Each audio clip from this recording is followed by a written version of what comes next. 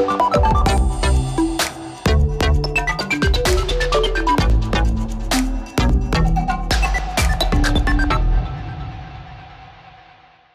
and welcome everyone. It's a pleasure to have you with us for this new edition of Business Africa. This week we're diving into the exciting opportunities in the education sector and the remarkable advancements in agriculture. Here's a sneak peek at the top stories in this edition.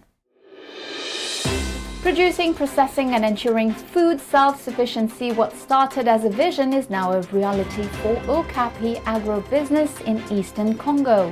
That's how we started with processing, but we support them through agricultural cooperatives. We escort farmers and breeders because they provide us with the raw materials. Imagine having all your lessons and notes just a click away. Magawi is transforming education in Guinea and beyond, making learning more accessible than ever. Every morning I check the attendance on my phone, not with a paper register. It also helps me bring up the students' grades at the end of each month after I finished evaluating the pupils. Less water, fewer pests, and an abundance of fresh produce. Greenhouse farming is changing the game for Somali farmers, proving that innovation can thrive even in harsh climates. Some vegetables were from Nairobi, but they are available now in Mogadishu. In our country, we can get the best fresh products that last for a very long time. Food self-sufficiency, a foundation for economic growth and lasting peace. For Bernard Bahati, a Congolese entrepreneur from Eastern DRC, ensuring food self-sufficiency is not just essential for economic development, it's also key to restoring peace. In North Kivu, a province devastated by ongoing conflict between the Congolese army and M23 rebels, agriculture has suffered immensely. Determined to fight food insecurity, Bahati took action by funding and establishing his own maize processing factory. Today, Okapi agribusiness employs 50 people and provides crucial support to local farmers and livestock breeders. A report by Daniel Mishombero. The Okapi agribusiness flour mill is located in the Bujovo district in Goma, a few meters from the border between Rwanda and the DRC. Maize from different territories in North Kivu, South Kivu, Tanganyika and other regions of the DRC is stored here before being processed. Okapi Agribusiness is a 100% Congolese agri-food processing plant with a production capacity of more than 50 tons of flour daily. We noticed that we were only mentioned in bad times because when you type Congolese youth on the internet or the east of the DRC, the images were only about war, conflict, rape. We thought, why can't we give a good image of our country? Of course there are young people who are in armed groups, but not all young people. There are also young entrepreneurs like us who do good for the nation and other citizens' well-being. Bernard Bahati, this 37-year-old Congolese entrepreneur, has kept the city of Goma afloat in the face of the hurricane that has shaken it for several months, particularly due to the war between the armed forces of the DRC and the M23 rebels. More than 87% of the population of Goma consumes maize flour. Unfortunately, the territory of Rutshuru, the largest producer of maize in the province, is at war. Relations between neighboring countries, including Rwanda and Uganda, must be improved for the population to get supplies. Fortunately, the Okapi factory still had maize in stock, so the town is always supplied. We wanted to create an ecosystem to impact every economic strata of the province or the country.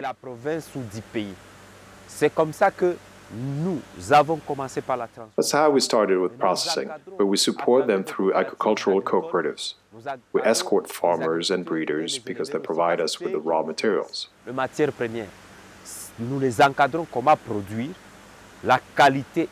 teach them how to produce in quality and quantity. Maize is produced here in North Kivu and sent abroad to be processed and returned to us as flour.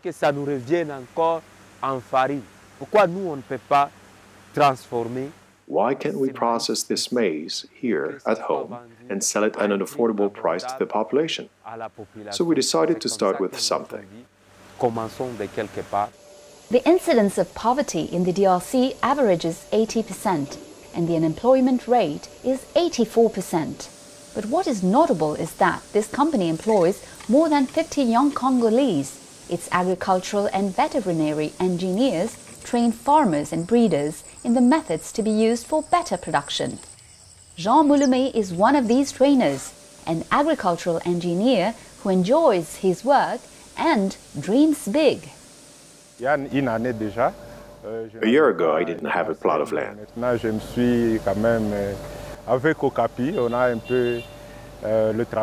But with Okapi, thanks to my work here, I bought a plot of land and I plan to build a house thanks to my job at Okapi.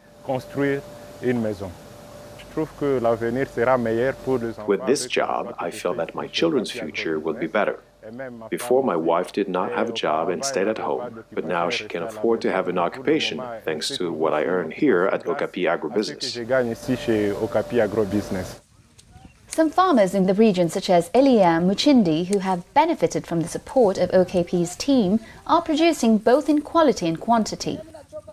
Elian and his whole family benefit from this work. Surrounded by fields of maize, soya, manioc, colocasia, high cabbage and potatoes. Muchindi seems to have learned the lesson well. However, he laments the impact of the war that is blocking the province. Peace must return so that he can continue to evacuate his produce to the country's major cities. I harvest bags of soya and maize, which I take to the factory to earn a living and ensure my family's survival. I take advantage of the sombe and also the cassava flour that my wife sells on the road.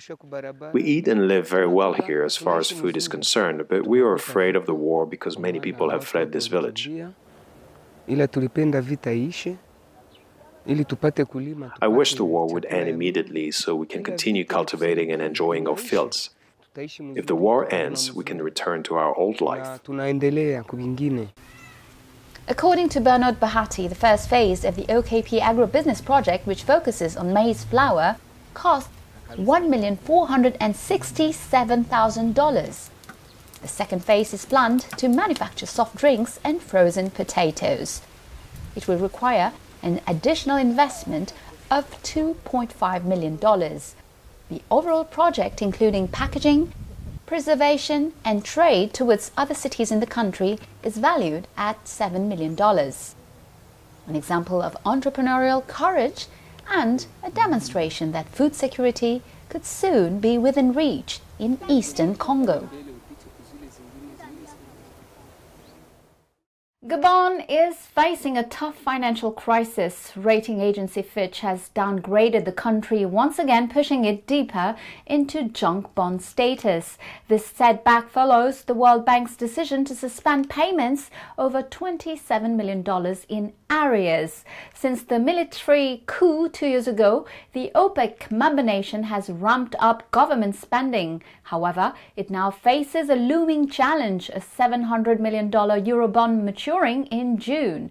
This mounting debt is rattling investor confidence, just as hopes had been rising with the upcoming presidential elections in April. With 15 schools already established across Africa, Enko education is steadily advancing towards its ambitious expansion goals.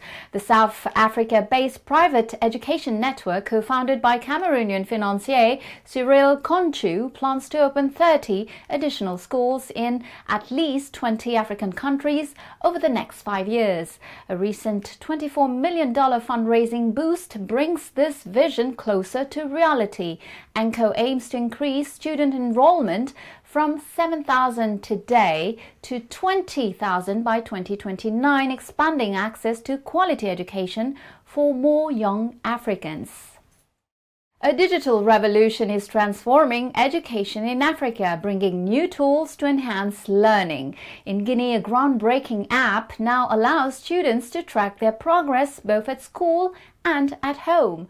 Magoe, a digital platform launched in 2019 by young Guinean computer scientists, is rapidly gaining traction. With 15,000 users and partnerships with over 100 schools in Guinea and beyond, the platform is revolutionizing how students revise and monitor their education. Our correspondent in Conakry, Sayon Kourma, has the story. It's a real revolution in this primary school located in the upper suburbs of Conakry. For 3 years now, Noelle Lama, a teacher in this school, has been using her mobile phone as a working tool. The smartphone is not only used to make phone calls, but is now part of her teaching equipment. Every morning I check the attendance on my phone, not with a paper register. It also helps me bring up the students' grades at the end of each month after I've finished evaluating the pupils. This digital platform, which today improves the Guinean education system, is the work of this computer scientist, Mazougou Diopogui, a graduate of the University of Guinea. The scientist has just developed this digital portal called Magoe Technology, a 100% educational platform which was financed entirely by himself, allowing students to access training programs from their mobile phones even without an internet connection. Here, in this school, he came to inquire about the quality of service of his platform. As soon as you log in, the system can automatically alert the parents about their child being in class or not. And after that, at the end of the year, for each child, we will know how many classes he or she has attended and how many classes he or she has also missed. Even their parents will have access to this information. The digital platform, a first in the country, was designed to improve the Guinean educational system, which is already in decline due to the absence of an education policy. With only 9% of students taking the baccalaureate in 2022, Guinea recorded one of the most catastrophic results in its history. Magoe Technology is trying to fix this problem. The portal has a space where students can revise and interact with their teachers. Bonjour, monsieur. Ça va? Voilà. Here, you can consult the content of the courses, so you can revise wherever you are, even without a connection. You can ask your teacher if there are sections where you need help to understand. The small envelope allows you to ask a question to the teacher, and when you ask a question, all your friends in the same class can also receive a question. When the teacher answers, everyone else can also have access to that answer. So really, a real exchange platform between you, your teachers, and yourself. An exchange platform, but also a tool for managing school revenues in a country ranked 147th out of 180 countries in the Transparency International Index of Corruption Perception in the Public Sector in 2022. This is another problem that the programmer is trying to solve. For example, Emmanuel uses the digital platform in his school for his daily financial transactions. The transactions are monitored in real time by the parents and school officials.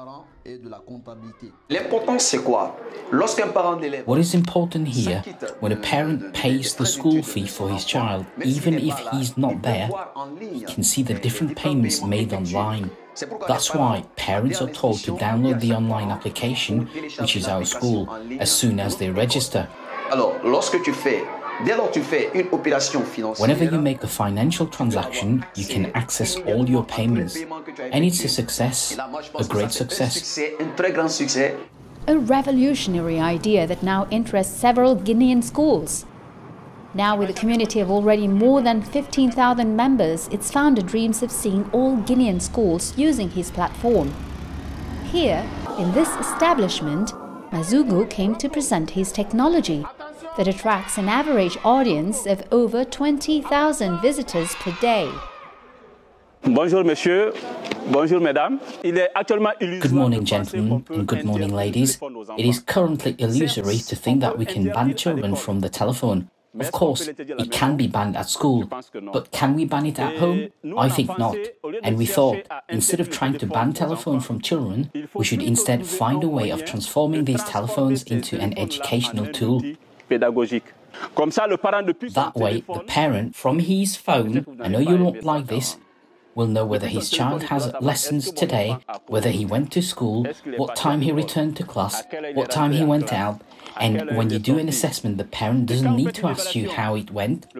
From his phone, he can see the grade you scored. This is the solution we have developed. Thank you. Merci.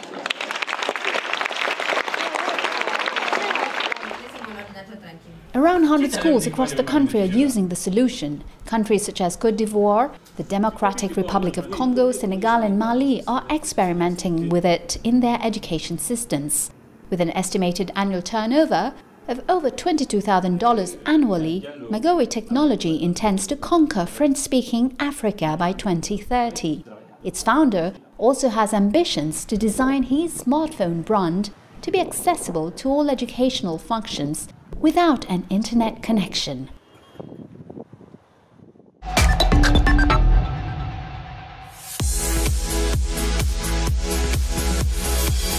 Are you seeking to boost your business in Africa and Europe? Increase your visibility with Business Frequency thanks to our network of national television channels in more than 40 countries. Every week, more than 100 broadcasts across Africa, the Indian Ocean and Europe. Don't miss this unique opportunity. Contact us now and put your brand into the spotlight.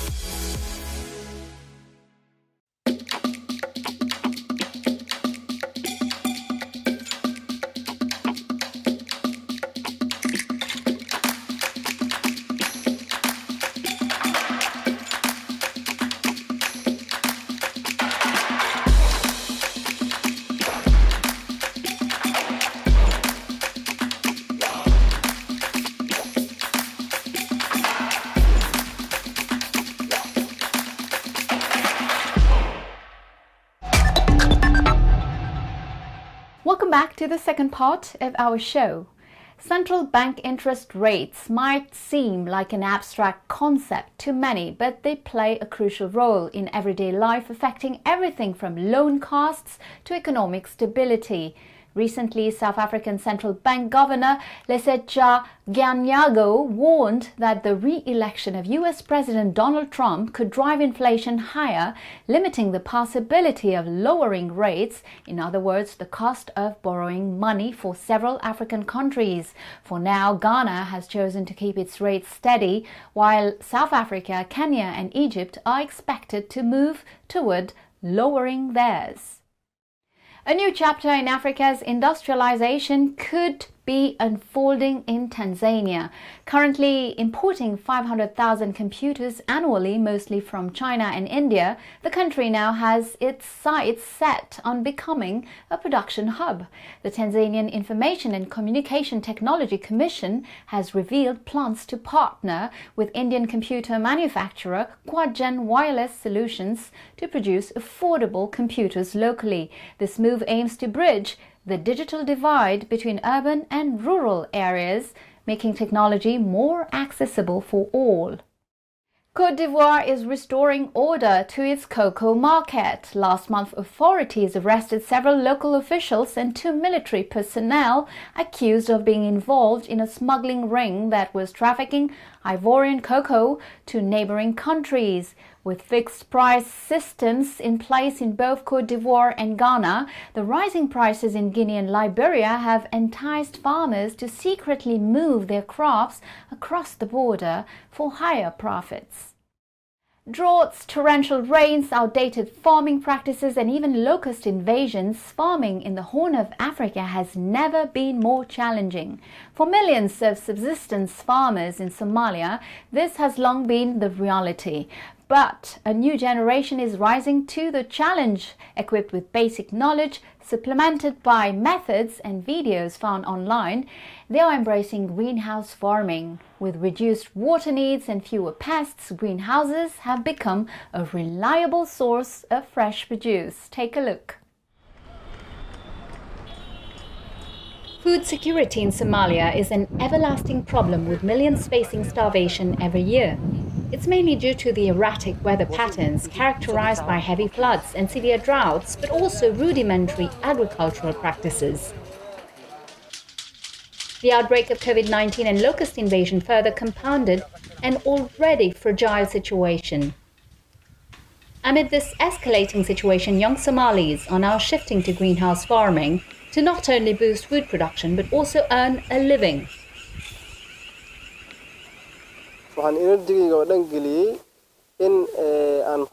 I invested in energy and started this project in the countryside to enable my people to take advantage of the greenhouse. The technology has allowed me to plant some vegetables that used to be brought from abroad. With a seed capital of $10,000 from his family, Sabriye started off the greenhouse farm in the outskirts of Somali's capital, Mogadishu. He had studied greenhouse farming at the Somali National University, but he says he got more practical knowledge on YouTube and Google. He is among the increasing number of farmers who are embracing this modern and high-yielding technology. His farm generates an average of 100,000 kilograms of an assortment of vegetables every 6 months. At the farm, one of the workers, Mohammed Omar, is spraying the vegetables to rid them of insects and disease. The pesticides and sprayers have to be imported from neighboring countries such as Kenya, since they are not readily available in Somalia. Some of the crops on his farm include bell peppers, tomatoes and cucumbers. The greenhouse will be a better option for us in the future because out in an open field there's problems like insects. But the greenhouse is safer and it could help get better crops.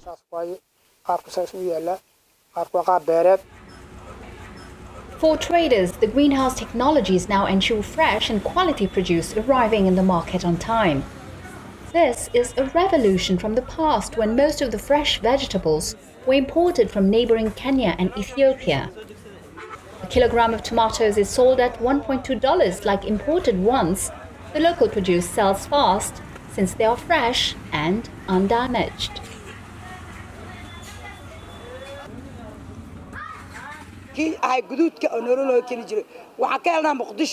Some vegetables were from Nairobi, but they are available now in Mogadishu. In our country, we can get the best fresh products that last for a very long time. Even the plum tomatoes have become local, and we can get them in our country. Clean and undamaged vegetables, also without soil. These vegetables are available from the greenhouse in the country.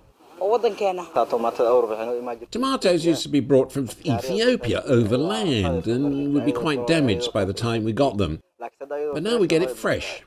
From Kenya, it was expensive cargo and arrived at the airport also damaged. Now we don't have to face this problem. It is grown in the countryside and you can order and get it right away.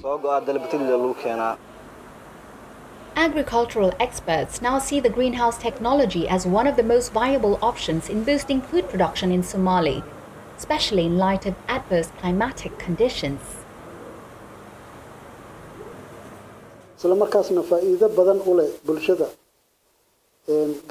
The field is important for everyone, and especially for the farmers who can produce vegetables each season. We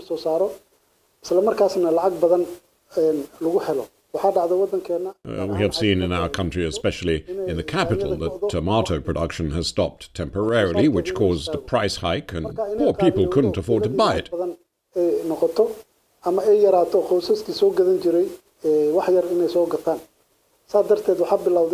The idea of a greenhouse is better, and it can produce more.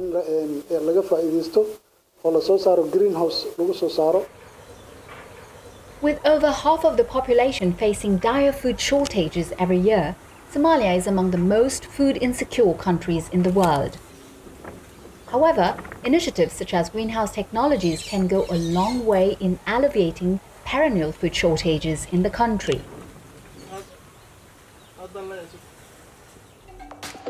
Well, that's a wrap for today. Business Africa is over, but don't worry, I'll be back next week, same time, same channel, with Initiative Africa. In the meantime, catch up on the show anytime at africaonair.com and stay connected with us on social media. Don't forget to like, share and comment using the hashtag Business Africa. Wishing you a fantastic week ahead. See you next time and goodbye.